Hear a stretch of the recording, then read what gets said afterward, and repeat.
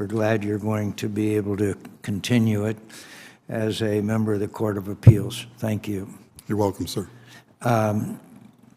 Lettre, let me give you a quote from Secretary Gates, the one favorite of many of us on both sides, Republican and Democrat. Quote, "In the 40 years since Vietnam, we have a perfect record in predicting where we will use military force next. We have never once gotten it right." Does that have something to do with intelligence? Mr. Chairman, it absolutely has everything to do with intelligence. I'm familiar with the quote. I know that even in the recent hearings that you chaired here at the committee, former Secretary Gates mentioned that as a way of pointing out that we need to be agile and innovative. That's certainly true in intelligence, where we can expect to be surprised all the time. And in that regard, we also need to recognize that surprise can come from places where we don't expect it. It can also come from adversaries who are trying to move faster than we are.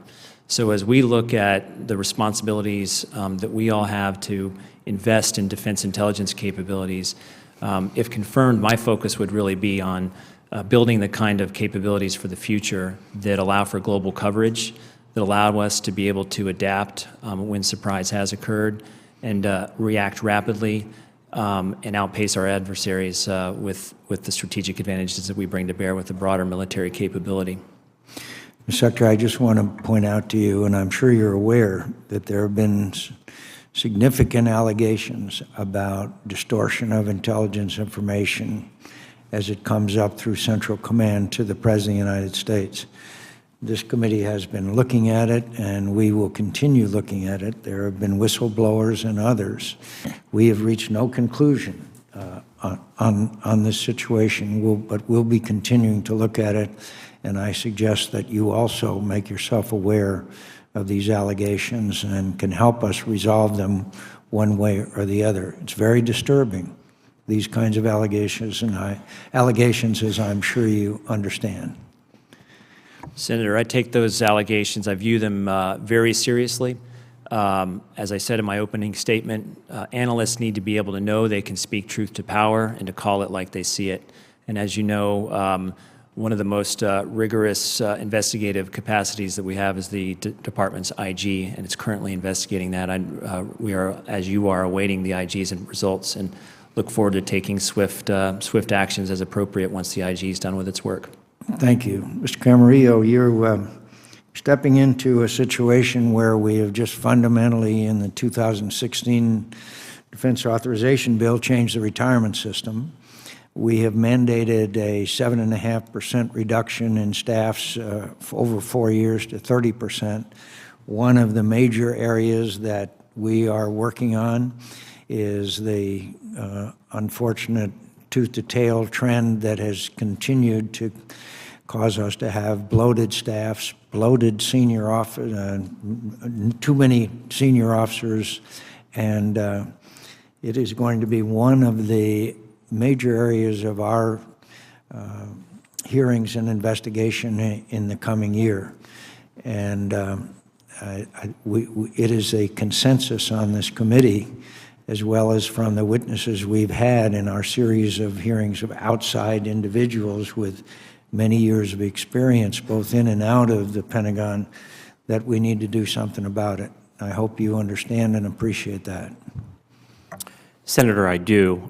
Certainly, the Department, as I understand it, is working right now to come into compliance with those requirements established under the Defense Authorization Act. And Secretary Carter, I think, announced today, looks forward to working with the committee on a broad review of the headquarters and Goldwater-Nichols issues that you've identified. Certainly, if I'm confirmed, I look forward to doing the same as part of that effort in collaboration with this committee. Thank you. Finally, Admiral Tidd, you mentioned General Kelly in your testimony, and we agree. He did an outstanding job and did speak truth to power. But more disturbing is what he noted in his testimony, that frankly, because of sequestration, which has nothing to do with you or him, it was an action taken by the Congress, that in the maritime domain, he said he's been forced to sit and watch nearly 75% of illicit trafficking pass through his AOR into the United States. Have you had a chance to authenticate or look at that? It's a pretty alarming fact that he cited in his testimony before this committee. Have you got a view on that? Yes, Chairman, I do. I've seen the figures that he cited, and I think, if anything, they may understate the gravity of the challenge. That said, I think what he has done is taken advantage of opportunities to work with partners to try to mitigate some of those shortfalls. But with regard specifically to sequestration, I would have to agree with the words that he used, which is that it would be catastrophic, that the effects of sequestration, specifically with regard to the U.S. Southern Command, would be catastrophic. And that's simply because of the difficulty that it poses in terms of being able to plan effectively, the inability to take advantage of long-term planning to have the right forces in place, and recognition that as the theater that probably is the last in terms of priority of resources because of very valid considerations in other parts of the world, if there are fewer forces available to be able to meet the challenges, that will affect Southcom most. So I think it's a very serious consideration. Thank you. Senator Reid. Thank you very much, Mr. Chairman. I'll follow the Chairman's lead by saying, Mr. Sparks, thank you very much for your service in so many different capacities, and I look forward to your continued service. And let me ask Secretary Lettre, one of the areas which is increasingly disturbing, I think, not only to myself but to the committee, is our inability to counter the information campaign of ISIL, which has many effects, both in the region and globally. This is a complicated interagency process. State probably has as big a lead as you might. Can you talk about, in your prospective role, what you would be doing to help this effort, not only to get information from their social contacts, et cetera, but also to disrupt their ability to communicate and attract adherents? Senator, there really are two areas where I would be most interested in seeing, if confirmed, how I could contribute by catalyzing effort in the defense intelligence enterprise. One is in support of the interagency efforts. Clearly there are parts of our government who have the lead responsibility for either in diplomatic channels or here in the homeland with respect to the responsibilities of DHS and FBI, to look at effective ways to counter the violent extremist message, and the extent to which we can contribute to that appropriately with defense intelligence capability, I would like to do so. The second area gets back to the point made earlier about innovation. This is an area where our adversaries are able to leverage, I think it was mentioned in the hearing earlier this morning, that sometimes you see as many as 90,000 Twitter comments or individuals on Twitter echoing the comments of violent extremists and the savages associated with ISIL. And this is something that they're capable of doing on a very rapid and immediate timescale. And as a government, we have not found the right formula for being able to respond to that. So this really does require focused innovation within government, within the defense intelligence enterprise. It requires us to look at how to better leverage our understanding of open source information and how to better understand social media and its role.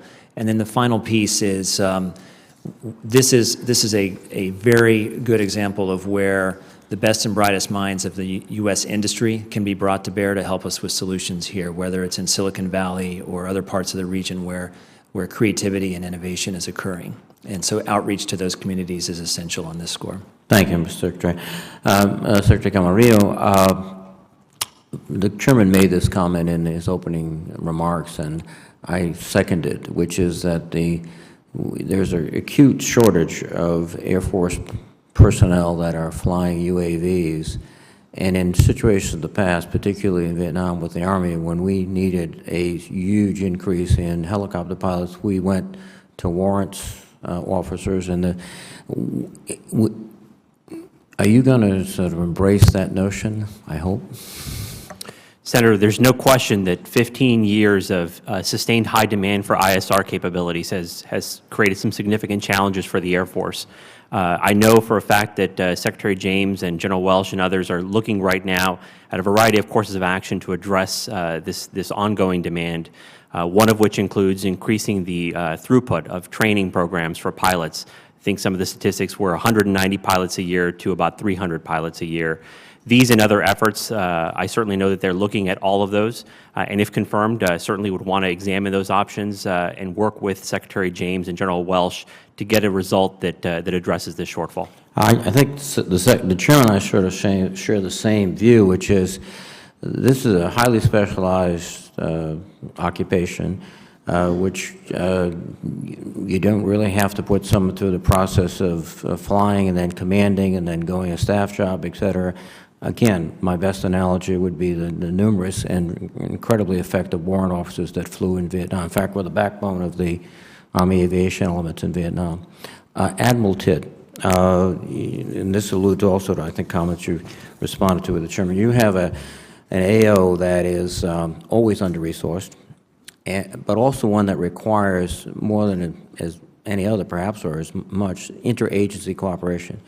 You need DEA, because a lot of that illicit traffic is drugs. It's not anything else. You need FBI to help you. You need CDC, for example, to be able to partner with you in terms of health in the region, which is an important part.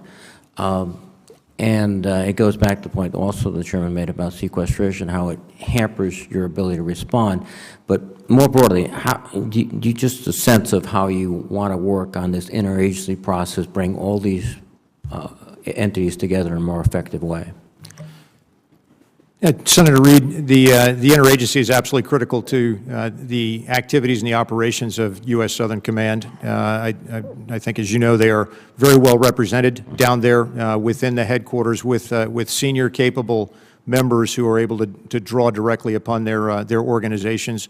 It is the role of the military commander, frankly, is to act as the enabling platform to be able to pull together and help support and coordinate the activities. In most cases, as you've recognized, it won't necessarily be a military end game to deal with the kinds of security threats that we'll be working with down there. Oftentimes, it may be a partner nation law enforcement agency, a partner nation military, or a U.S. law enforcement activity, and probably in the last instance does it end up being a U.S. military.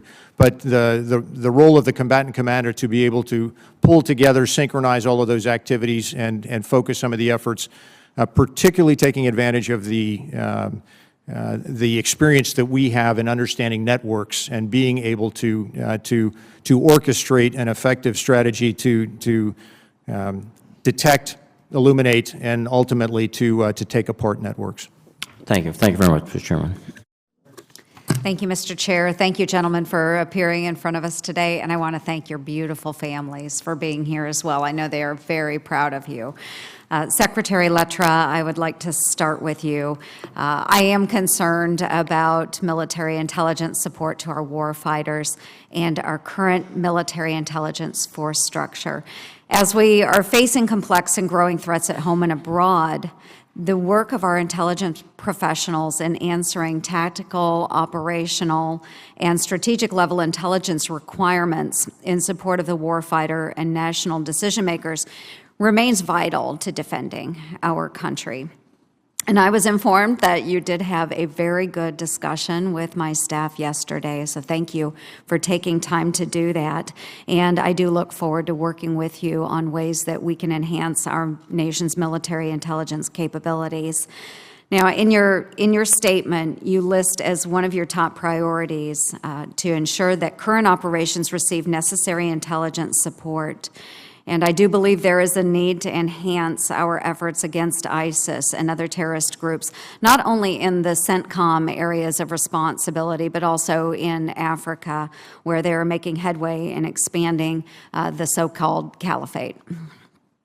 In Europe, both General Breedlove and General Hodges have told me they need more military intelligence capacity to counter Russian and transnational terrorist groups.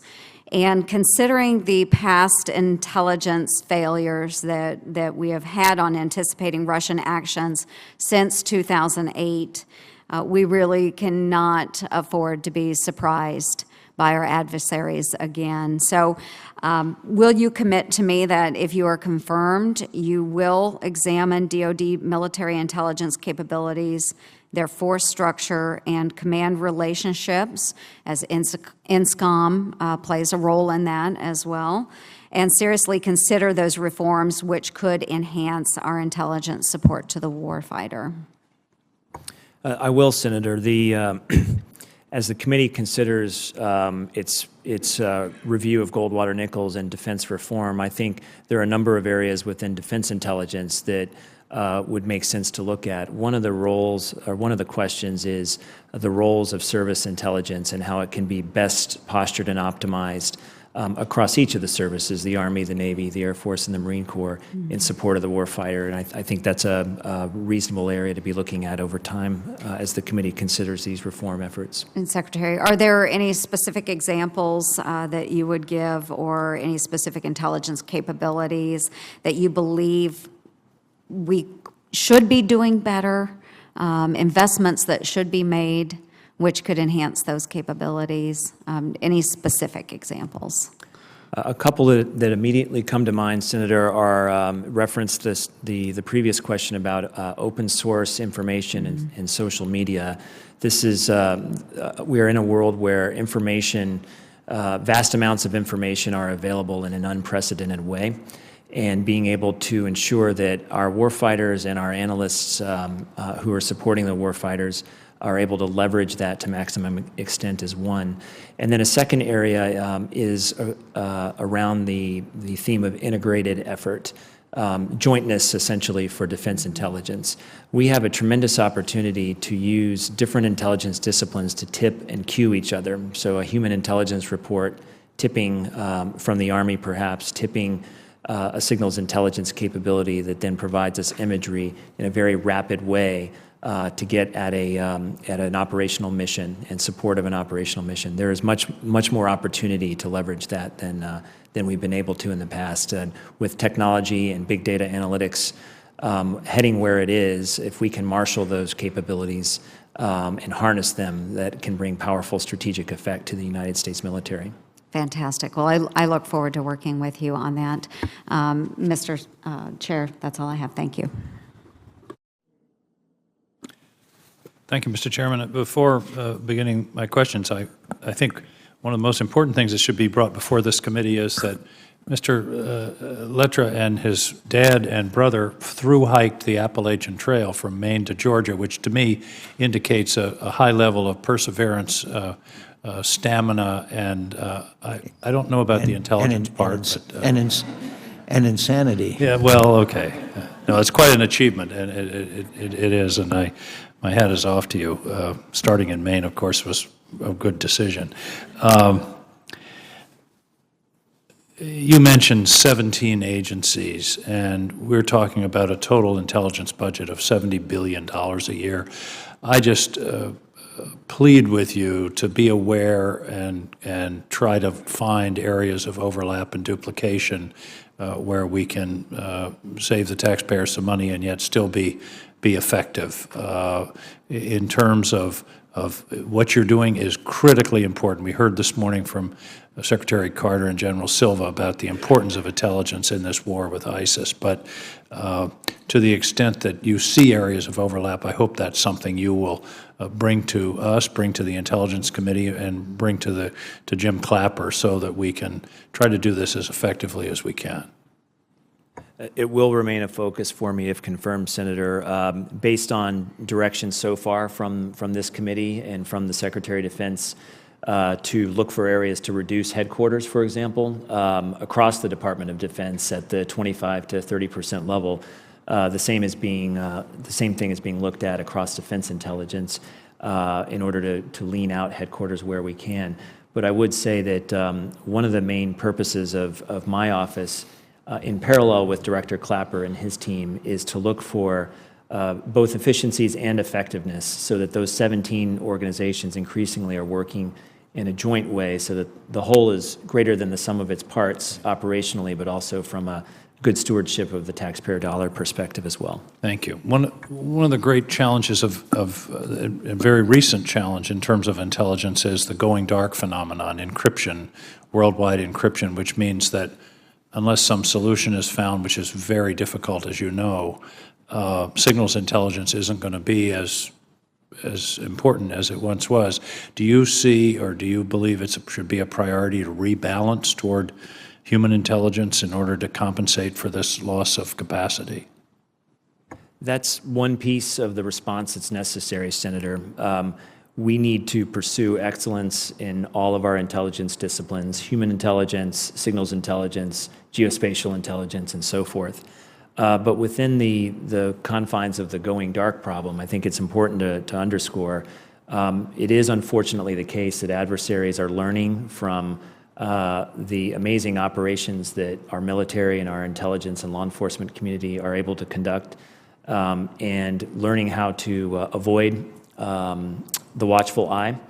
And that is a troublesome dynamic. It puts at risk our ability to successfully interdict terrorist plots. I just want to be sure we're reacting to this changed intelligence battlefield in an agile manner and in a quick manner, not saying, well, we've always done it this way for the last 15 or 20 years. I think that the landscape is changing significantly just in the past 6 months. And we have to really react to that. One final, not really a question, but the issue of analytic integrity, the chairman mentioned this. This is something that is of the gravest concern, because if our leaders, if the president isn't getting good intelligence, good, straight information, it can have disastrous results, and I mean disastrous results. So not only do we look forward to the response to the Inspector General's report, but I think as a leader of an intelligence agency, you have to continually work on the issue of analytic integrity. There's always a human tendency to tell the boss what they want to hear, and I hope that will be a priority for you. It will remain a priority, Senator. This is also an area where the Secretary of Defense and other defense leaders have made a point of repeating how important it is that their expectations are met, that analysts know they can and should speak truth to power. Their expectations for good data, that's the expectation that we want to meet. Mr. Camarillo, I've used up my time. I would like, for the record, if you could give us your thoughts. We did a piece on retirement in the Defense Authorization Act, as you know. What other areas of attention should we be making in terms of personnel focusing on efficiency, but also retention and recruitment? I would like very much to have your thoughts on that. And Mr. Sparks, I think the issue that is of grave concern to all of us on sexual assault is the issue of how do we deal with retaliation. That seems to be one of the major stumbling blocks to a successful culture change in this area. And again, for the record, if you could... If I could ask, we have sufficient time if you'd rather just get verbal responses. Okay, that'd be fine. Well, Mr. Camarillo, do you have any thoughts on this issue of what else should we do other than what we've done on retirement in order to ensure that we have sufficient recruitment and retention to maintain the high level of professionalism that the Air Force has now achieved? Senator, I would want to first have the opportunity to examine the current tools and incentives that the Air Force employs and how effective they are in retaining the talent they need for their airmen moving forward before I were to give you that assessment. However, I will say that I think the Department is conducting, and the Air Force is part of it, a comprehensive review right now of what those incentives need to be, whether we're looking at military compensation retirement in conjunction with the efforts taken by this committee, as well as some of the incentives that were provided in the recent Defense Authorization Act in the area, for example, going back earlier to the RPA pilots. I think we'd have to look systematically at all of these options in conjunction with the other areas explored by this committee in defense reform to give you a complete answer. And I'm confirmed, I look forward to working with you on that. I certainly hope so, because I think as we move out of the recession and the economy improves, the retention and recruitment could prove more difficult. And I think it's something we need to attend to before it becomes a serious problem.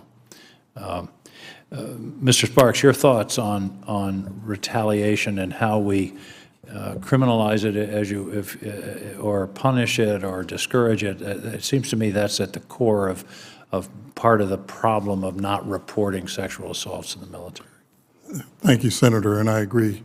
I will say this about sexual assault, and specifically sexual assault victims, is that the good work that has been done up to this point by the Congress, the media, and others, the attention that they have focused on this issue is welcomed and, quite frankly, long awaited. I was heartened by the provisions in the most recent Authorization Act dealing with sexual assault victims and their ability to report, and the provisions that actually prevent or are designed to prevent retaliation against those who support sexual assault victims or report on their behalf. And so I believe that time will tell whether or not this is enough, but I only hope that the good work done in the Congress and elsewhere will continue. I appreciate that, and I'm not entirely sure of what the proprieties are in terms of your interaction with the Congress if and when you are confirmed, but to the extent you can provide us with some of your accumulated wisdom as we continue to work on this problem, I think that would be very helpful to the committee. I appreciate that. Yes, sir.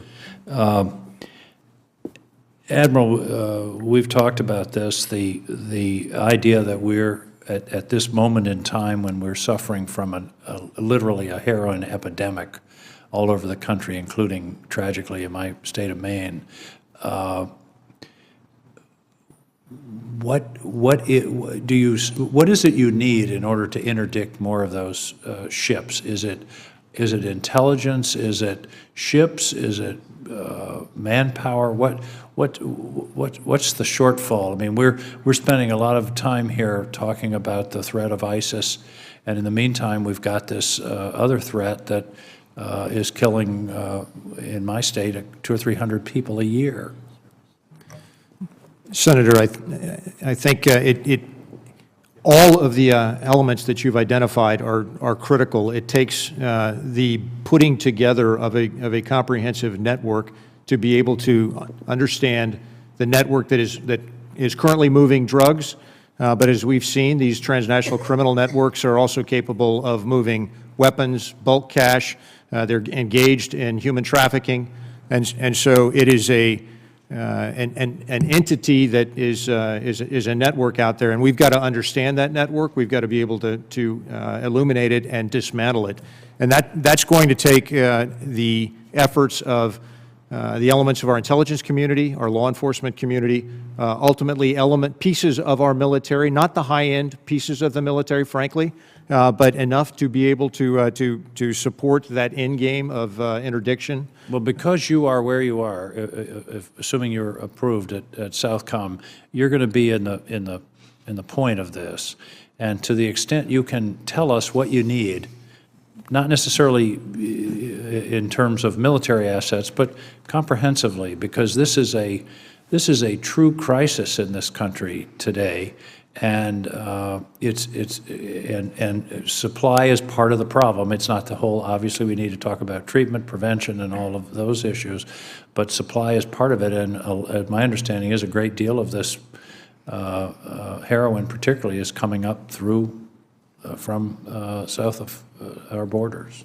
That's correct. My understanding is that all of the heroin that comes into the United States is coming from countries just to the south of our border. And so it's for that reason that, if confirmed, I'd absolutely look forward to working with you to try to describe in a compelling manner just exactly what the force elements might be. But I would caution that there will be no single source, single point solution to this problem. If there was, it would have been discovered and implemented a long time ago. As you have pointed out and as we have discussed, the supply reduction is only a piece of the problem. The demand reduction is the part that an equal degree of effort will obviously have to be devoted to if we